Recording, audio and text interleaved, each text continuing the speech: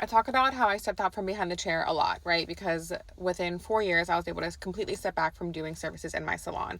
But I did lose an employee whenever I completely stepped back. I slowly stepped back year over year, right? So I would work 4 days a week, and then the next year, 3 days a week, and then the next year, 2 days a week. And then that's whenever I just called it quits. And during that time, whenever I was calling it quits, right, an employee decided to leave. And people leave in my businesses really, really well. They give me 2 weeks to a month notice. We leave with hugs and we get to talk about their position and why they're leaving. It's always really interesting to me. And I want to make sure that I can look in the mirror and make sure I'm doing everything that I can to keep people as long as possible. Turns out me stopping doing services and kind of getting into a new position of just CEO, I guess didn't sit well with her.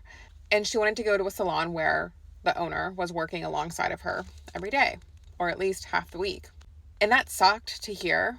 And I did think, am I doing the right thing? But I didn't stop doing what I was doing because I felt it in my soul that I would be a better leader if I wasn't stuck behind the chair.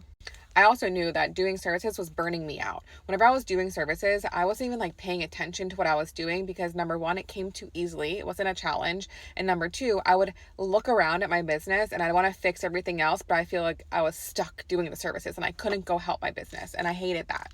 So yes, losing an employee during that time sucked, made me question what I was doing. But whenever I stepped back, I was able to hire 3 new employees, train them all at once, and my team grew exponentially, right? I was able to multiply the loss of 1 by 3 new, and my salon soared. Those are the kind of shifts that the salon owners in my world are also making, right? A little bit nervous to make a change. We make a big change with intention. We keep our goals in mind, and the next thing you know, we hit them. And then the next thing you know, you go to the next level, right? So now it's like, oh shit, I need a bigger location because all of my spaces are full. That's the kind of wins that I want to see for you in 2025.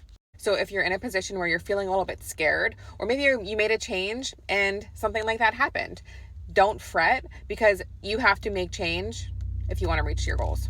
If you don't change, you're going to stay stagnant. And staying stagnant never got anyone to a 6-figure salon.